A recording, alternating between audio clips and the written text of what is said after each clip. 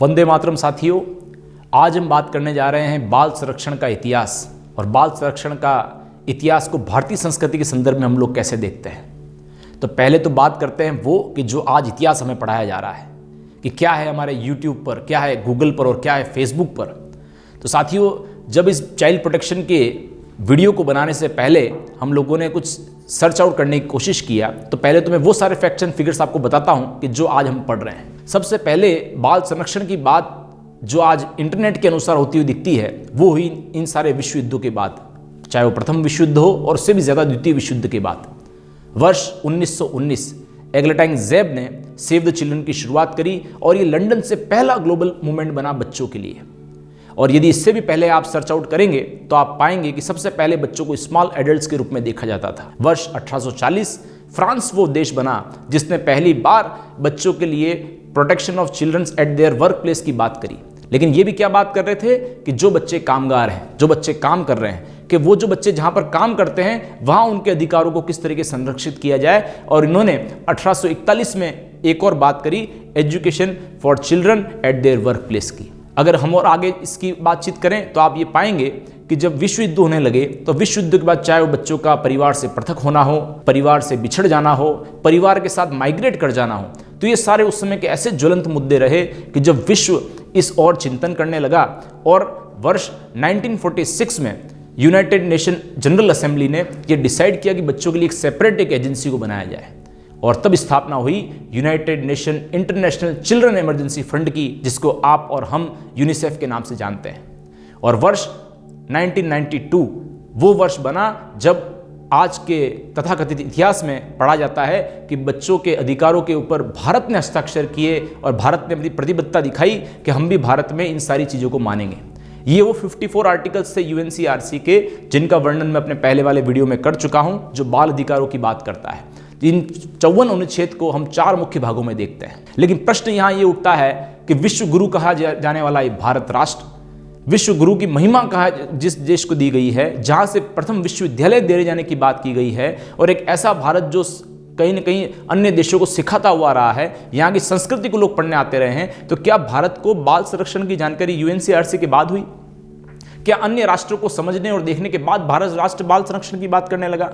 तो ये एक ऐसा प्रश्न था जो मेरे मन को विचलित कर रहा था और हमने एक ऐसा वीडियो बनाने की कोशिश करी जो आपको आज से पहले ना कहीं आपने पढ़ा होगा, ना कोई आपको आर्टिकल मिलेगा, जो हमारी वेद, हमारे पुराण, हमारे उपनिषद और भारतीय संस्कृति से बाल संरक्षण को जोड़ने की बात करता हो। तो आज हम साथियों इसी विषय पर बात करने वाले हैं। तो लेकिन अगर मैं चाहूँ तो सीधी अगर आपको इसके एविडेंस के साथ बाल संरक्षण की बात करूं, लेकिन मुझे ऐसा लगता है कि उसके पहले भारतीय संस्कृति की इस स्वर्णिम इतिहास को समझना जाए। क्यों ना इसके आधार को समझा जाए कि भारत क्या वास्तव में उस लेवल का इंटेलेक्चुअल राष्ट्र रहा है क्या भारत में इस तरह की एजुकेशन, क्या भारत में इस तरह की शिक्षा व्यवस्थाएं थी क्या कि जो बाल संरक्षण को इंश्योर करती हो। तो मैं आपसे 3 मुख्य बिंदुओं पर पहले बात करूंगा और फिर बाल संरक्षण से भारतीय संस्कृति को लिंक करते हुए एविडेंस आपको मैं प्रस्तुत करूंगा। तो सबसे जो पहली बात मैं आपके सामने रखना चाहता हूं वो है हमारे वेद। कई बार वेद शब्द सामने आते ही हमारे एक मस्तिष्क पर, एक हमारे मानस पटल पर एक चेहरा ऊपर आता है कि कोई एक व्यक्ति, एक कोई ऋषि, एक कोई मुनि बैठकर यज्ञ कर रहा है। क्या वेद सिर्फ और सिर्फ धर्म अनुष्ठान की बात करते थे? साथियों, बिल्कुल ऐसा नहीं है। मैं खुद आश्चर्यचकित हुआ जब इन वेदों का अध्ययन इस वीडियो को बनाने के लिए हमें करना पड़ा। जो 4 मुख्य वेद आपने सुने होंगे, ऋग्वेद, यजुर्वेद, अथर्ववेद और सामवेद, ये अपने आप में करिकुलम है। ये अपने आप में एक इतना लिटरेचर है, इतना जबरदस्त कि ये हर एक विषय की बात करते हैं। अगर मैं आज के परिप्रेक्ष्य में बात करूं तो जैसे हम लोग साइंस, कॉमर्स और आर्ट्स पढ़ते हैं, वैसे उस जमाने की अलग अलग सब्जेक्ट को लिए हुए हमारे वेद हुआ करते थे। अगर हम ऋग्वेद की बात करें तो ऋग्वेद को आप सर्च कर सकते हैं गूगल पर, कहीं पर भी जाकर, विकिपीडिया पर, तो आप पाएंगे कि ये विश्व की सबसे प्राचीनतम पुस्तक है। ऋग्वेद की आज भी लगभग कई हजार पांडुलिपियां हमारे पुणे के भंडारकर जो संस्थान है वहां पर सुरक्षित की हुई है। और आपको यकीन नहीं होगा जानकर, यूनेस्को ने इसमें से 10 पांडुलिपियों को तो अपने पास सेफ रखा हुआ है जिन्हें विश्व धरोहर की सूची में शामिल किया गया है। जब ऋग्वेद को आप खोलेंगे सबसे पहले ही आपको एक श्लोक पढ़ने को मिलेगा, ऋचियंते सुतियंते इनया इति ऋक्। ऋक् अर्थात स्थिति, मतलब ये बात करता है मोमेंटम की, स्थिति की। और ऋग्वेद बहुत ज़्यादा फोकस्ड होकर बात करता है हमारे सारे धर्म, आध्यात्म और उसकी, लेकिन साथ ही साथ उसका यदि आप 10वां कांड यदि आप देखें, उसका अध्याय 10 आप खोलकर देखें तो आपको 125 से ज़्यादा ऐसी औषधियाँ मिलेगी जिनका वर्णन आज भी हमारे आयुर्वेद के साइंस में पढ़ने को कम मिलता है। और 107 ऐसे जगह बताई हुई हैं कहाँ कहाँ पर ये आयुर्वेद की औषधियाँ मिलती हैं। वैसे ही जैसे आप दूसरे अगर वेद की बात करें तो वो है हमारा यजुर्वेद। यत प्लस जू, ये गतिशील आकाश की बात करता है। ये बात करता है आपके उस एनालिटिकल साइंस की, उनकी जिनकी बात आज भी इस 20वीं सदी में भी लोगों को आके बहुत समय लगा इन सब चीज़ों को समझने में। सामवेद की बात करें, सामवेद प्योरली आर्ट्स का एक सब्जेक्ट है। जैसे आज अगर किसी को आर्ट्स लेकर संगीत में कोई अध्ययन करना हो तो प्योरली जो एक बड़ा आपका जो ये पूरा वेद था, ये वेद सामवेद पूर्ण रूप से बात करता था किस तरीके से वाइब्रेशंस होती हैं, ध्वनि कैसे काम करती है, कौन कौन सी कलाएं हैं जिनके माध्यम से संगीत गाया जा सकता है। आपने सुने होंगे कई सारे उदाहरण कि तानसेन जब गीत गाया करता था तो पत्थर को पिघला देता था। तानसेन जब गीत गाता था मेघ मल्हार तो बारिश आ जाया करती थी। तो ये सब कोई अंधविश्वास नहीं था, ये सारे वाइब्रेशंस थे जिनको समझकर उस समय के लोग गीत और संगीत को सिखा करते थे। और सबसे अंतिम जिसने मुझे बहुत हेल्प किया आज के इस वीडियो के इस कंटेंट को पुरजोर तरीके से आपके सामने रखने के लिए, वो है हमारा अर्थववेद। अर्थव ये बेसिकली बात करता है कंपन की। ये जो अर्थववेद है ये बेसिकली बात करता है साइंस की। इसमें बात हुई है मानवाधिकारों की, इसमें बात हुई है ह्यूमन राइट्स को किस तरीके से संरक्षित किया जाए उसकी, और उसके अलावा भी कई सारी बातें हैं। लेकिन हमारे लिए जो महत्वपूर्ण बात थी चाइल्ड प्रोटेक्शन को लेकर, उसके सारे श्लोक मुझे जो सबसे अधिक हेल्पफुल लगे वो अर्थववेद के लगे। तो साथियों, जो चारों वेद थे, ये चारों वेद सिर्फ और सिर्फ किसी ब्राह्मण तक सीमित नहीं थे। ये चारों वेद उस जमाने के वो लोग पढ़ा करते थे जिन लोगों को यदि एडमिनिस्ट्रेशन लेवल पर काम करना है, जिसको जाके नीति निर्णायक के रूप में काम करना है, तो वो चारों वेदों का अध्ययन करता था।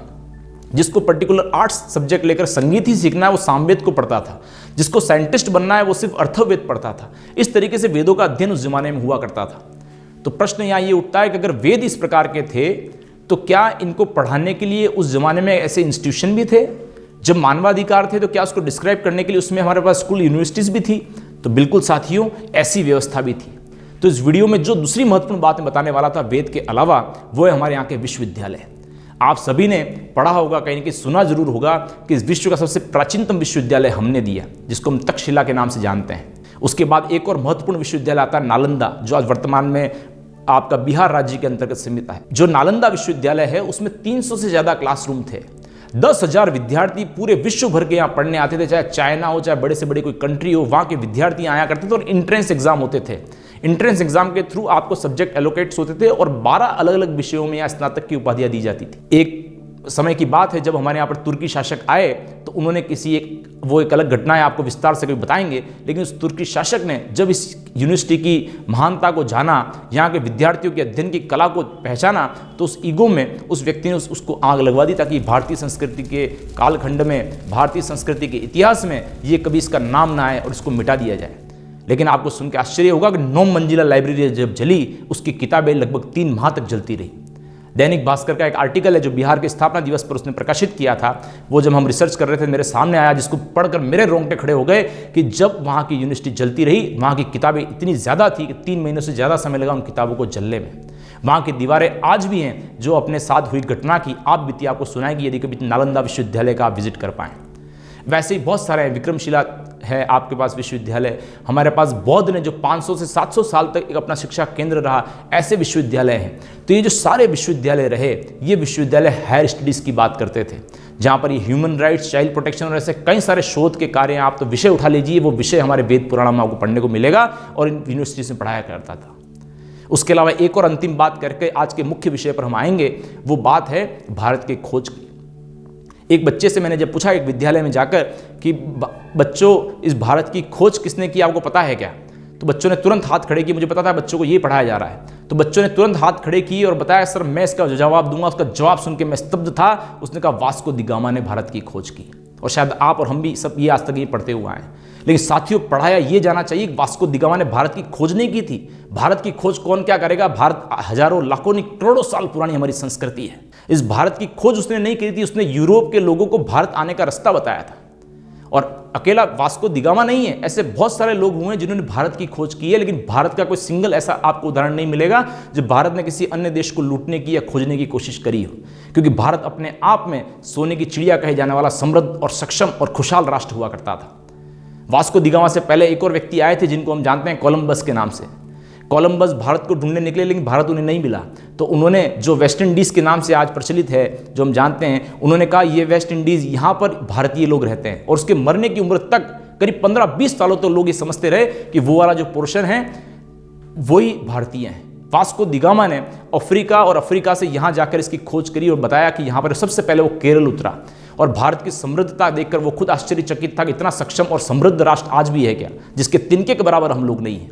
और यहाँ से इन लोगों ने व्यापार करना शुरू किया, और वो दिन था। और उसके बाद कई सारे वर्षों तक वहाँ से सब अलग अलग कई सारे लोग आए, जिन्होंने किसी ने युद्ध किए तो किसी ने व्यापार, लेकिन सबकी सोच एक रही कि भारत की संस्कृति को कैसे दष्ट भ्रष्ट किया जाए।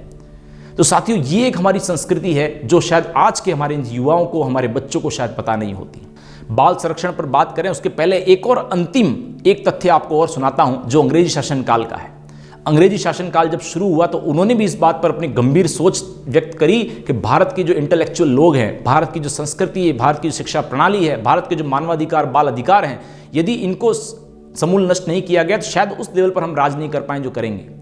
तो बॉम्बे प्रेसिडेंसी और मद्रास प्रेसिडेंसी के सर्वेक्षण है, जरूर आप सर्च करिएगा, आपको नेट पर शायद पढ़ने को मिल जाए।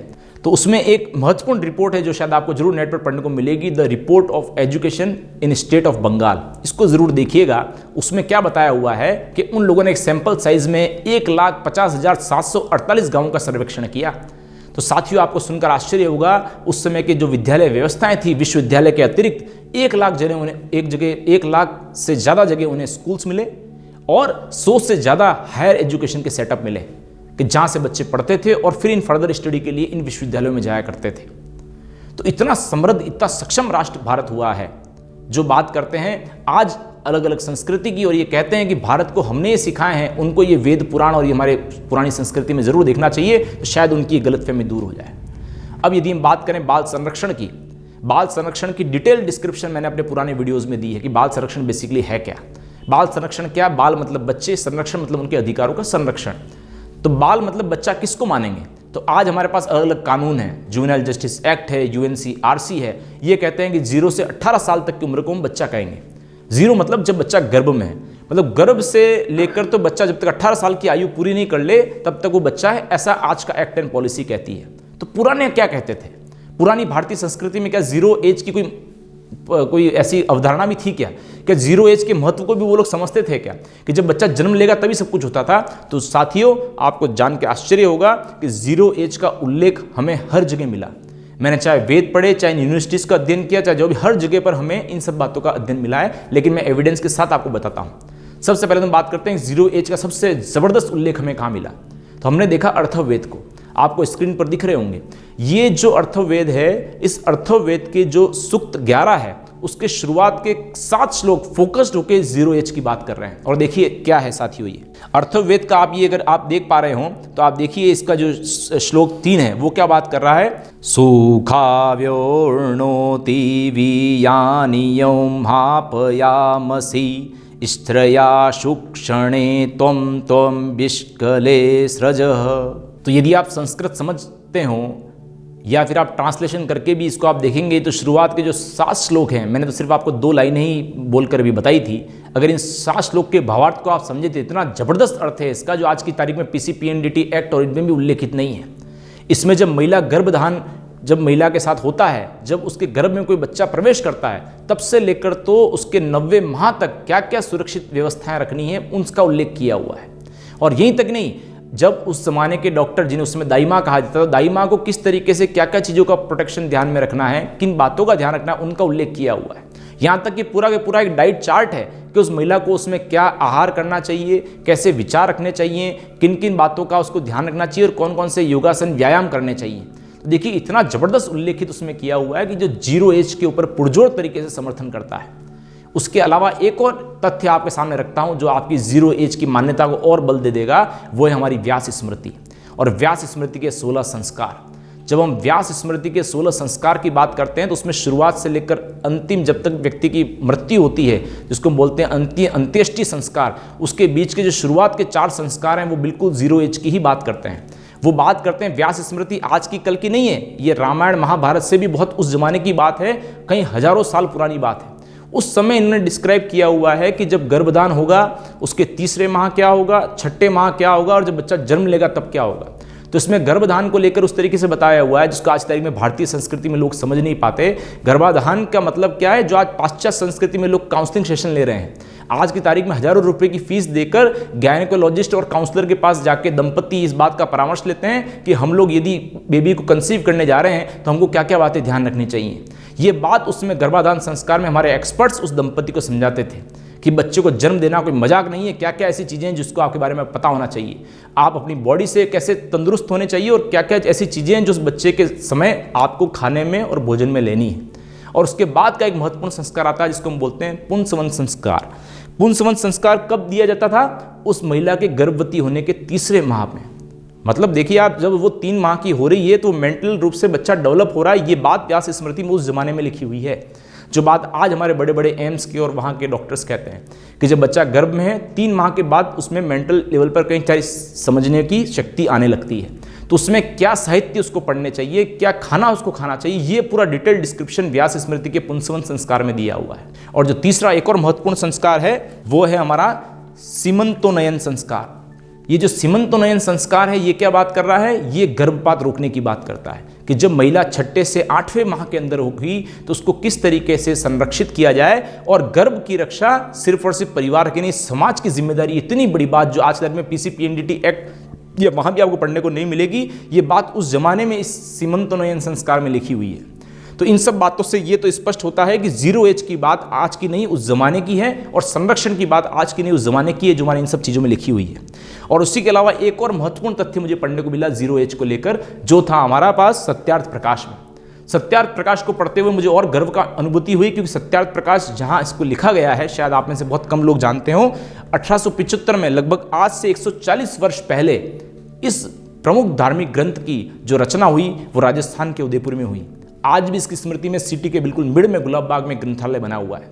इतने वर्ष पहले इस धार्मिक ग्रंथ में भी 0 एज की बात की हुई है, और पूर्ण रूप से इस पर एक बल दिया हुआ है कि किस तरीके से बच्चे को 0 एज की बात द्वितीय समोल्लास, मतलब जैसे अपने चैप्टर्स होते हैं इसमें प्रथम समोल्लास, द्वितीय समोल्लास, इस तरीके से डिवाइड किया हुआ है। तो द्वितीय समोल्लास में पूर्ण रूप से 0 एज की बात की हुई है।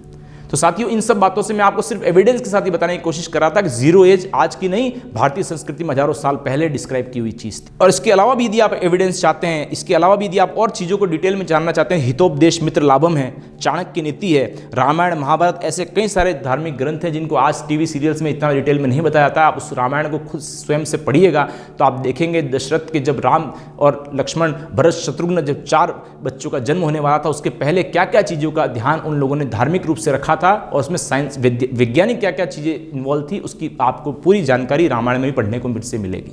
अब हम बात करते हैं, अगर 0 एज तो है तो मैक्सिमम एज क्या मानते थे?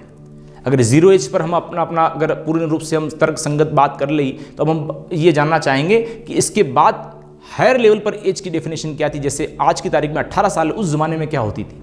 तो इसको 18 साल को बिल्कुल एकदम क्लियर डेफिनेशन तो मुझे कहीं पढ़ने को नहीं मिली जो ये बोलती हो कि 18 साल तक का बालक होता है या 19 साल तक का बालक होता है। लेकिन 2 एविडेंस मुझे मिले जो बताते हैं कि बच्चे की हायर सेगमेंट में एज क्या होनी चाहिए।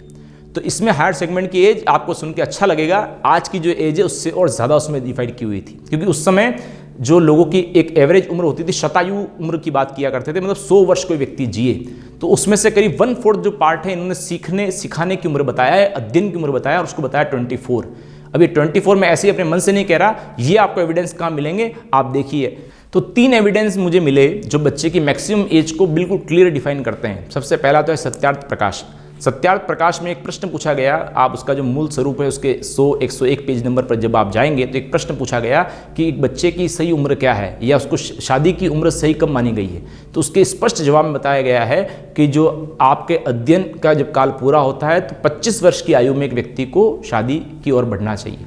और उसी के अलावा जब आप व्यास स्मृति के संस्कारों की जब मैं बात कर रहा था, इसको आप इजीली विकिपीडिया पर भी सर्च कर सकते हैं, वहाँ भी हम लोगों ने इसको रेफरेंस कोड में अभी स्क्रीन पर आपके सामने शो कर रहे हैं, उसमें भी स्पेसिफिक किया हुआ है। जो ये संस्कार है जिसको आप अभी देख रहे होंगे, समावर्तन संस्कार, इसमें स्पष्ट रूप से बताया हुआ है कि जब कोई भी व्यक्ति जिसकी उम्र 10 वर्ष से ऊपर हो जाए वो अपनी हायर एजुकेशन के लिए अपने घर को त्याग कर सकता है, वो बाहर जाके हायर स्टडी लेगा, और कम से कम उसको 24 साल तक की उम्र अपना अध्यापन करना चाहिए, और उसके बाद गृहस्थ आश्रम में उसको 25 वर्ष की उम्र में जाना चाहिए। तो जो गृहस्थ आश्रम में प्रवेश की जो उम्र बताई हुई है वो 25 वर्ष निर्धारित की हुई है। मतलब 24 वर्ष तक उस व्यक्ति को ब्रह्मचर्य का पालन करना चाहिए, अध्यापन करना चाहिए और उस व्यक्ति को सीखने की उम्र में सिर्फ सीखना चाहिए। चाणक्य नीति में एक श्लोक हमें पढ़ने को मिला जो चाणक्य नीति में बिल्कुल डिस्क्राइब करता है बच्चे की अलग अलग एज को। उस श्लोक को आप देखिए कि लालयतम 5 वर्षाणि 10 वर्षाणि ताड़यते प्राप्य तु षोडेषु वर्षे पुत्र मित्र वदाचरते। ये क्या कह रहा है कि जो शैशव अवस्था की बात करी है कि जो 5-6 साल तक की उम्र है उसकी शैशव अवस्था होती है। इस उम्र में एक बच्चे को लालन पोषण की आवश्यकता है और जब 10 वर्ष तक की आयु में बच्चा चला जाता है तो उसको ताड़न मतलब उसको देखने की आवश्यकता, उसको अतिरिक्त रूप से देखा जाए, बच्चे को विशेष ध्यान रखा जाए। और जब ये बच्चा 16 वर्ष या उसके आसपास की आयु में जब प्रवेश कर ले तो माता पिता को उसके साथ मित्र का व्यवहार करना चाहिए। मतलब इतनी डिटेल बात जो आज काउंसलिंग सेशन में स्कूलों में पढ़ाई जाती है ये बात भी उसमें चाणक्य नीति में डिस्क्राइब की हुई है। उसके अलावा यदि हम वेदों की बात करें तो वेदों में भी हमें स्पष्ट रूप से एक बात पढ़ने को मिली कि द्वितीय मायुषो भागम कृतदारो गृहवस्थे। मतलब आपकी उम्र का जो द्वितीय भाग है, मतलब आपने जब अपनी आयु का पहला मतलब 24-25 वर्ष तक की आयु आप पूरी कर लें उसके बाद आपको गृहस्थ जीवन की ओर जाना चाहिए, उसके पहले आपको नहीं जाना चाहिए। तो साथियों इन सब बातों से आप ये तो स्पष्ट समझ गए होंगे कि जो बाल की जो परिभाषा है, जो चाइल्ड की डेफिनेशन है वो पुरानी संस्कृति में, भारतीय संस्कृति में बिल्कुल क्लियर रूप से 0 से 24 एज तक की डिफाइन हुई है।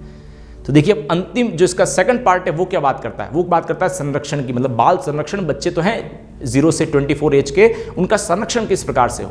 तो संरक्षण कोई बिल्कुल साइंटिफिक रीजन से जैसे आप समझना चाहते हैं मैं उसी तरीके से आपको बताता हूं कि आज की तारीख में हम संरक्षण को समझते हैं बच्चों के 4 मूलभूत अधिकार हैं: जीने का अधिकार, विकास का अधिकार, संरक्षण का अधिकार और सहभागिता का अधिकार। अगर ये चारों अधिकार कोई राष्ट्र दे रहा है तो वो बाल संरक्षण कर रहा है, ऐसा हम मानते हैं। तो चलिए भारतीय संस्कृति में जब पुरानी बात करें हजारों साल पहले तो क्या ये चारों अधिकार बच्चों को मिलते थे क्या? तो एक एक करके सबको देखते हैं। सबसे पहला है आपका जीने का अधिकार। आप अभी स्क्रीन पर देख रहे होंगे जीने के अधिकार की क्या क्या सपोर्टिंग उस जमाने की चीज़ें थी जो हमारे को इसके लिए सपोर्ट करती है। जैसा मैं आपको पहले भी बता चुका हूं कि जो हमारा अर्थवेद है, अर्थवेद की जो शुरुआत की आपके जो 11 सूक्त में जो पूरे आपके जो 7 श्लोक दिए हुए हैं उस 11वें सूक्त के 7 श्लोक में बात कर रहे हैं बच्चे की 0 एज की, मतलब वो संरक्षण की बात कर रहे हैं। जीने का अधिकार क्या कहता है कि बच्चे की उम्र को उसको संरक्षण दिया जाए, बच्चे को गर्भ में नहीं मारा जाए और जन्म लेने के बाद भी नहीं मारा जाए।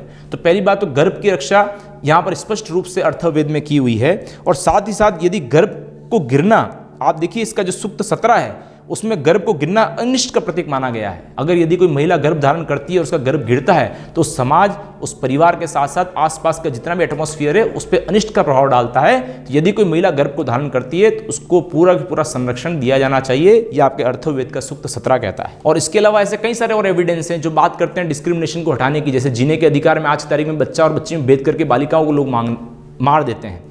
तो पुराने ज़माने में तो ऐसे कई सारे उदाहरण हैं, हम तो आज भी पढ़ते हुए आ रहे हैं और आज देखते हैं कि यहाँ पर तो नारियों की पूजा होती है।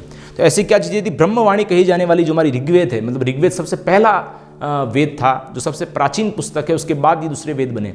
तो ऋग्वेद के अंदर आप देखेंगे तो जो 6 श्लोक हैं वो बात करते हैं कन्या को सबसे अधिक शुभ मानते हैं। अगर यहीं पर करके किसी के घर में कन्या का जन्म हो रहा है तो उससे ज़्यादा कोई पवित्र वातावरण देने वाली कोई जगह नहीं हो सकती। यत्र नारेस्तु पूज्यन्ते रमन्ते तत्र देवता, ये श्लोक आप सभी ने सुना होगा, ये मनुस्मृति का श्लोक है। मनुस्मृति कब की, आप गूगल पर सर्च कर सकते हैं। तो उस जमाने से नारियों को पूजने की बात यहाँ पर होती थी, नारियों को विशेष स्थान देने की बात होती थी। और जैसे आज की तारीख में WCD अलग से डिपार्टमेंट है जो महिला एवं बाल विकास विभाग की बात करता है, उस जमाने में वेदों में एक अलग से सेक्शन था जिसको नाम दिया है उषा का। उषा का एक अलग मंत्रालय है जो सिर्फ और सिर्फ बात करता है नारियों के संरक्षण और इसमें भी बालिकाओं के संरक्षण की। तो देखिए पूरा मंत्रालय सेटअप किया है वेद में उषा के नाम से, तो कितना जबरदस्त ध्यान रखा गया है जीने के अधिकार में, चाहे वो बालक हो चाहे बालिका के लिए। वैसे ही आप दूसरे अधिकार की बात करें जो बात करता है विकास का अधिकार। एक बच्चे को विकास कब होगा कि जब उस बच्चा बेहतर रूप से पढ़ पाए, वो बच्चा कुछ समझ पाए, बच्चे को जो खाने पीने के पोषक तत्व मिलने चाहिए वो पाए। अगर सारे अच्छा एटमॉस्फेयर बच्चों को मिलेगा तो बच्चे का प्रॉपर डेवलपमेंट होगा। तो क्या हमारे वेद पुराण उपनिषद विकास की बात करते हैं, क्या डेवलपमेंट राइट की बात हमारे यहाँ पर कहीं पर है? तो आपको ये भी जानकर खुशी होगी और भारतीय संस्कृति पर गर्व होगा कि ऐसी भी कई सारी बातें हैं जो हमारे को पूर्ण रूप से इस पर बातचीत करती है। आपको दिख रहा होगा, चाहे वो नामांकन संस्कार हो, निष्क्रमण हो, अन्नप्राशन हो, विद्यारंभ भूत संस्कार हो या वेदारंभ संस्कार हो, ये सारे वो संस्कार हैं जो पूर्ण रूप से फोकस्ड होकर बात करते हैं विकास के अधिकार की। कैसे देखते हैं आप, अन्नप्राशन जो संस्कार है आज तारीख में लोग इसके वैज्ञानिक तर्क को भूल गए और सिर्फ एक नाम के लिए घर पर बोलते हैं आज हमने अन्नप्राशन संस्कार किया। अन्नप्राशन संस्कार को व्यास स्मृति की जो बुक है आप उसमें जरूर देखिएगा। ये पूरी की पूरी 16 संस्कार की इतनी मोटी किताब है जो सिर्फ इसी की बात करती है। इसमें डिटेल रूप से बताया हुआ है कि जब 6 माह का कोई बच्चा जन्म लेने के बाद हो जाए, उसमें उसकी बॉडी उस कैपेसिटी में आती है कि वो बाहर का अन्न ग्रहण कर सकती है। तो उसको क्या अन्न दिया जाना चाहिए, कब कब दिया जाना चाहिए, किस मात्रा में दिया जाना चाहिए, इतनी तक डिटेल डिस्क्रिप्शन व्यास स्मृति में दी हुई है, जो उस बच्चे के विकास के अधिकार को डिफाइन करती है। उसी प्रकार से विद्यारंभ भूत संस्कार जो है, मतलब वेदारंभ के लिए उस बच्चे को बाहर तो जाना है, वो तो एक अलग मैटर है, लेकिन जब बच्चा 1 साल की आयु पूरी कर लेगा तब से उसको क्या क्या शिक्षा दी जानी चाहिए, वो बात तक हमारे इन संस्कारों में वर्णित है। और अंत में आती है वेदारंभ संस्कार, जो हायर स्टडीज की बात करती है, जिसमें स्पष्ट रूप से लिखा हुआ है कि हर एक व्यक्ति, चाहे वो किसी भी जाति से बिलोंग करता हो, वो अपने बच्चे को पढ़ाए। यदि वो नहीं पढ़ाता है, यदि उसको ज्ञान नहीं देता है, तो वो पाप का दोषी है, उसको दंड दिया जाना चाहिए। इतना तक स्पष्ट यहाँ पर लिखा हुआ है। और एक श्लोक भी है जो शायद आप सबने सुना होगा कि माता शत्रु पिता वेरी ये न बोलो न पाठित स्वमध्य न शोभन्ते हंस मध्य बको यथा। मतलब वो माता शत्रु वेरी के समान है, शत्रु के समान है, जो अपने बच्चों को नहीं पढ़ाते हैं। एक और है कन्या नाम संप्रदानाम च कुमाराणाम च रक्षणम। ये श्लोक आप देखिए कितना जबरदस्त है, जो कहता है मनुस्मृति का कि राज नियम और जाति नियम होना चाहिए कि जो 5वें से 8वें वर्ष तक बालक बालिकाओं को घर में बैठाकर निरीक्षण रखता है और पाठशाला नहीं भेजता है, वो दंड का भागीदारी, उसको कठोर दंड दिया जाना चाहिए। इतनी कठोर बात तो आज राइट टू एजुकेशन एक्ट में भी पढ़ने को नहीं मिलती है। और इसी में एक और बात आती है निकलकर विकास के अधिकार में ही, जो उस बच्चे के शारीरिक रूप से उसको मजबूत करती है, वो है योग। आज पूरा विश्व 21 जून को विश्व योग दिवस मना रहा है। ये योग भारत की देन है और भारत की संस्कृति की प्राचीनतम देन है। योग आज हमारे बच्चों को शायद करने में शर्म आती हो, लेकिन योग हमारे उस समय अनिवार्य रूप से हर एक व्यक्ति करता था, चाहे वो राजा हो चाहे रंक हो। और योग करने से उस बच्चे का एक उम्र निर्धारित की हुई थी कि इस उम्र से इसको ये योग करने हैं, ये योगाभ्यास इस उम्र के बाद करने हैं और ये योगाभ्यास इसको इस युवावस्था में आकर करने हैं। तो ये योग उस व्यक्ति को शारीरिक रूप से मजबूत करते थे, उसको विकास को सुनिश्चित करते थे। तो योग भी एक बहुत बड़ा रोल प्ले करते हैं हमारे विकास के अधिकार के लिए। तीसरा महत्वपूर्ण जो अधिकार है वो है हमारा संरक्षण का अधिकार। अब संरक्षण का अधिकार मतलब उसको प्रोटेक्शन का राइट। जैसे आज की तारीख में जुवेनाइल जस्टिस एक्ट और पॉक्सो एक्ट हैं जो बच्चे की सुरक्षा की बात करते हैं। तो क्या पुराने जमाने में भी इस तरह की सुरक्षा बच्चों को मिलती थी? क्या दुराचार से, क्या इस तरह के बच्चों के साथ दुष्कर्म की कोई घटनाओं को रोक लगाने के लिए पहले कोई व्यवस्था थी? साथियों, इसमें भी आपको सुनकर आश्चर्य होगा और भारतीय संस्कृति पर गर्व होगा कि बिल्कुल ऐसी व्यवस्थाएं भी उस जमाने में थी। क्या थी? देखिए आप कि अर्थवेद का जो प्रथम कांड है उसी में ये स्पष्ट किया हुआ है कि जिस तरीके से पीसीपीएनडीटी में प्रोविजंस हैं, उस तरीके से बच्चे को गर्भ में नहीं मारना चाहिए, जिसकी बात मैं पहले बहुत डिटेल में आपसे कर चुका। अगर लैंगिक अपराधों से बच्चों का संरक्षण की बात अगर देखी जाए तो मनुस्मृति में स्पष्ट तौर पर दिया हुआ है कि अविवाहित एवं अवयस्क के साथ दुष्कर्म यदि कोई करता है, वो आरोपी कठोर दंड की सजा का प्रावधान है और उसको जब तक जिएगा जब तक उसको एक कारागार में डालकर कठोर सजा दी जाए, मतलब आजीवन कारावास की सजा की बात भी इसमें लिखी हुई है। कौटिल्य, जिन्हें हम चाणक्य के नाम से भी जानते हैं, उन्होंने अर्थशास्त्र में लिखा है कि बच्चों के साथ जो दुराचार करता है ऐसे व्यक्ति की संपत्ति का हरण कर लो और उनको आजीवन यातनाएं दी जाएं। और बाल विवाह के विरोध में भी सुषद निषेध में विशेष रूप से उल्लेखित किया हुआ है। सत्यार्थ प्रकाश पेज नंबर 102 को देखिएगा आप, मूल जो स्वरूप है उसका, उसमें बताया हुआ है, जो मुनिवर सुशंति का एक श्लोक है उसका उल्लेख किया है। वो सत्यार्थ प्रकाश में दयानंद सरस्वती का लिखा हुआ श्लोक नहीं है, उन्होंने सिर्फ वहाँ पर उसका उल्लेख किया है। उस श्लोक को आप देखिएगा, जिस श्लोक में बताया हुआ है उन्न षोडश वर्षायाम प्राप्यम पंचविशितम। और ये जो पूरा एक बड़ा सा श्लोक है, ये श्लोक क्या बात करता है कि यदि कोई बच्ची जिसकी उम्र 16 साल से कम हो और लड़का जिसकी उम्र 24 वर्ष से कम हो, अगर वो अपने बच्चे को यदि जन्म देने का प्लान करते हैं, अगर वो किसी बच्चे को जन्म देते हैं, तो ऐसी जो उत्पन्न संतान है वो दुर्बल होगी, कमजोर होगी और लंबे समय तक नहीं जी पाती है। तो यदि आप किसी बच्चे को जन्म देना चाहते हैं तो उसकी सही उम्र निर्धारित है, कम से कम उस बच्ची की उम्र 18 साल नहीं 20 साल से ज़्यादा होनी चाहिए। मतलब कितना डिटेल डिस्क्रिप्शन उसमें दिया हुआ है और उसको नहीं करने पर क्या क्या चीज़ें उसकी बॉडी में कमियां होती हैं, उन कमियों तक का उल्लेख मुनिवर सुशंत ने उस ज़माने में किया हुआ है। एक अक्सर एक बहुत ही हम लोग जब छोटे थे हम पढ़ा करते थे कि यत्र च बाला देवी स्वरूपा बाले सर्वा श्री मामा, हर बच्चा देवी की प्रतिमा, बच्चा बच्चा राम है। ये काफ़ी पुरानी जो कहावत नहीं, एक प्रार्थना है, ये प्रार्थना भी हम लोग करते हुए आए हैं। तो एक ऐसा राष्ट्र जिसने संरक्षण देते हुए बच्चों में कभी भेद नहीं किया, चाहे वो बालक थी चाहे बालिका थी। इसके अलावा एक और महत्वपूर्ण बात है जो संरक्षण की बात करती है, आप ऋग्वेद के 3 कांड का 31वां सूक्त जरूर पढ़ें। उसमें क्या लिखा है कि पुत्रों की भांति पुत्री को भी पिता की संपत्ति में पूरा के पूरा अधिकार है और उन सभी साधनों की वो भी उत्तराधिकारी है। पारिवारिक देखभाल हो, किनशिप केयर हो, फोस्टर केयर हो, पालनहार हो, हर एक का उदाहरण भारतीय संस्कृति के हजारों साल पहले आपको पढ़ने और देखने को मिल जाएगा।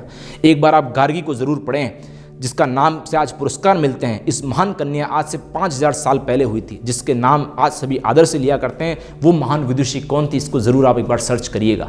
इसी के साथ अब आज के विषय का सबसे जो अंतिम महत्वपूर्ण अधिकार है सहभागिता का अधिकार, पार्टिसिपेशन राइट, जिसकी बात आज हम लोग करते हैं और उसके नाम से हल्ला बोला जाता है कि बच्चों को बोलने का पूरा अधिकार दिया जाए। तो क्या पुरानी वेद संस्कृति में, भारतीय संस्कृति में क्या सहभागिता की बात भी होती थी क्या? तो साथियों बिल्कुल होती थी। ये जो भारतीय संस्कृति थी, इस भारतीय संस्कृति में जो व्यवस्थाएं थी, आपको सुनकर आश्चर्य होगा कि जो आज टीवी सीरियल्स में आपको देखने को मिलते हैं, आश्रम की अलग अलग रामायण हो चाहे महाभारत हो, आप देखते हैं गुरुकुल एक आश्रम हुआ करता था, तो बिल्कुल होता था, लेकिन जो स्वरूप आपको दिखाया जाता है वैसा स्वरूप नहीं होता था। वो इतने विशाल उस एरिया में फैले हुए होते थे गुरुकुल, जहाँ पर हर तरह की व्यवस्थाएं होती थी। इलेक्शन तो नहीं होते थे, लेकिन हाउस व्यवस्था होती थी, हाउस का एक कैप्टन हुआ करता था। और चाहे वो वीर हमारे कोई श्री कृष्ण भगवान रहे हों, चाहे सुदामा रहे हों, एक पोशाक में एक जैसे कपड़ों में साथ बैठते थे और साथ अपनी बात रखने का अवसर उनको गुरुकुल के आचार्य दिया करते थे। वो बच्चे, ऐसे कई सारे उदाहरण भी आपको पढ़ने को मिलेंगे जिसमें किसी एक शासक प्रशासक की मृत्यु हो जाने पर एक बच्चे ने राष्ट्र को संभाला होगा। क्या आज ये संभव है कि एक छोटी उम्र के बच्चे को प्रधानमंत्री या राष्ट्रपति बना दिया जाए? लेकिन उस जमाने के गुरुकुल से पढ़े हुए बच्चे इतने ट्रेंड होते थे कि वो उस अल्पायु में राष्ट्र का नेतृत्व भी कर लेते थे। इससे बड़ी सहभागिता का परिभाषा और क्या हो सकती है? तो साथियों, भारतीय संस्कृति, वेद, पुराण, उपनिषद से जो ज्ञान हम लोग ला पाए वो मैंने आपके सामने लाने की कोशिश करी, लेकिन आप यकीन नहीं मानेंगे, इन सबको पढ़ते हुए जो किस्से कहानियां हमारे सामने आए, जो वास्तविकता हमारे सामने है, उसको कई बार पढ़ते पढ़ते हमारी टीम के, मेरे खुद के रोंगटे खड़े हो गए।